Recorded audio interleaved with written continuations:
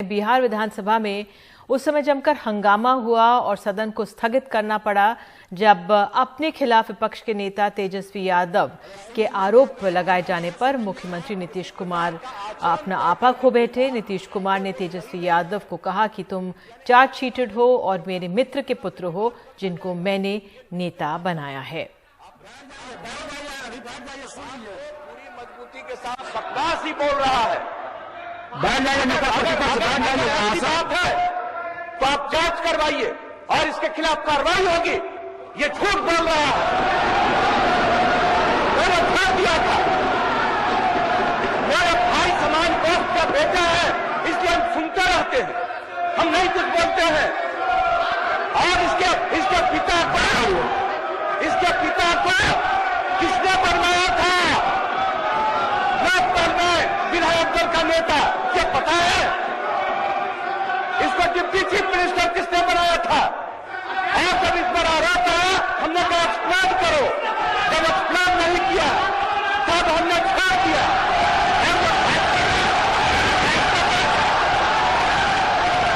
मेरे बारे में अगर है तो क्यों नहीं कोर्ट का फैसला है। हमने तो नहीं कहा था। ये सारे लोग एक एक बात को जानते हैं। कौन नहीं जानता है? अगर किसी बात के जानने के आधार पर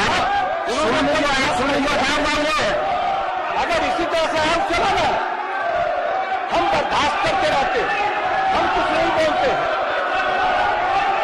क्यों नहीं एक्सप्लेन किया था? क्यों नहीं 17 में एक्सप्लेन किया था? आज चार्जशीटेड है।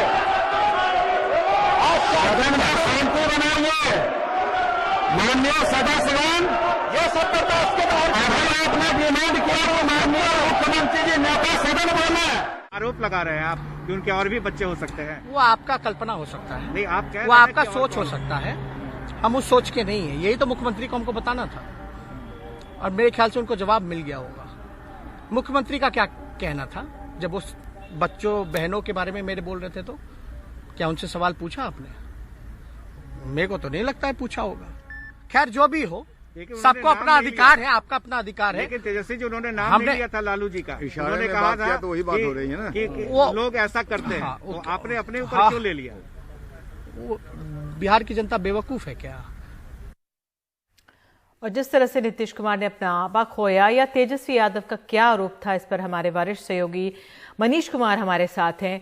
मनीष, क्या कारण देख रहे हैं आप जिस तरह से नीतीश कुमार इतने आग बबूला हो गए, गुस्सा हो गए? देखिए, आज जब राज्यपाल के अभिभाषण पर बहस शुरू हुआ तो जो विपक्ष के नेता तेजस्वी यादव हैं उन्होंने कुछ 3-4 आरोप लगाए थे। एक तो उन्होंने कहा था कि आप हत्या के एक मामले में आरोपी रहे हैं। दूसरा उन्होंने कहा था कि कॉपीराइट का एक मामला था जिसमें आपको 25,000 रुपये जुर्माना देना पड़ा था। और तीसरी एक बात उन्होंने कही थी कि आपने प्रचार के दौरान मेरे ऊपर ये कहा कि मेरे पिताजी ने लड़के के लिए उन्होंने बार बार बेटियां पैदा की।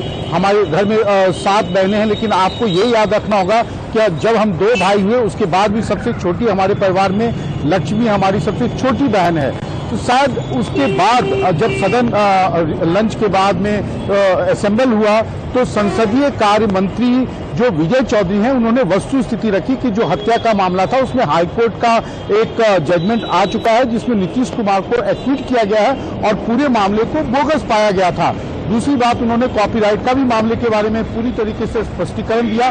लेकिन फिर तेजस्वी यादव उठ खड़े हुए, उन्होंने अपनी आरोपों को दोहराया। इस पर नीतीश कुमार पूरी तरीके से आपा खो बैठे, आग बबूला हुए और उन्होंने, आप कह सकते हैं कि तेजस्वी यादव को फटकार लगाते हुए थोड़ी सी व्यक्तिगत भी हुए। उन्होंने ये भी कहा निधि कि तुम मेरे मित्र के बेटे हो, इसलिए मैं सुनता रहता हूं और इनके खिलाफ जांच होनी चाहिए। तुम चार्जशीटेड हो, तो आरोप तय हो चुका है। तो लगा कि कहीं ना कहीं नीतीश कुमार के अंदर में काफी कुछ था, एक पेंटअप एंगर था जो उनका आज निकला।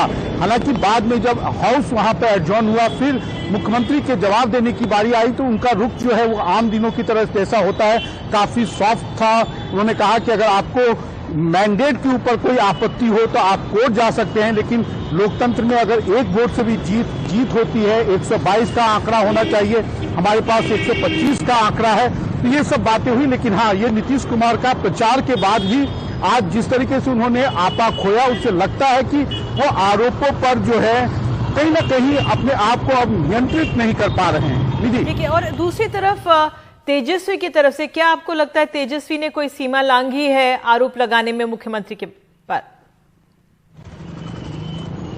देखिए, निश्चित रूप से जो हत्या का मामला है, हत्या के मामले में हाईकोर्ट का फैसला आया है, वो नीतीश कुमार के पक्ष में है और हाईकोर्ट का हाईकोर्ट ने उस मामले में बड़ा ही स्ट्रांग वर्डेड उन्होंने फैसला दिया था। लेकिन जो दूसरे मामले रहे हैं तो निश्चित रूप से जैसे कॉपीराइट का मामला है, मुझे उसके बारे में स्टेटस नहीं मालूम है, या नीतीश कुमार के भी जो समर्थक होते हैं, देखिए एक बड़ा दिक्कत ये आ रही है कि नीतीश कुमार जो हर चीजों को पहले कम्युनिकेट करते थे, अब उनका कम्युनिकेशन वो पहले वाला नहीं रहा है। जब से इस बार वो बीजेपी के साथ आए हैं, अपनी बातों को, अपने दावों को या अपने पक्ष में, जैसे ये फैसला भी आया, मुझे मालूम है कि ये फैसला उनके पक्ष में आया, उन्होंने अपने वकीलों को जो टीम की उसके लिए टी पार्टी भी की, लेकिन मुझे कभी ये याद नहीं है कि या तो नीतीश कुमार ने या उनके किसी समर्थक ने इस फैसले की कॉपियां या उसका जो जजमेंट की कॉपी है वो भी लोगों के बीच बांटी हो।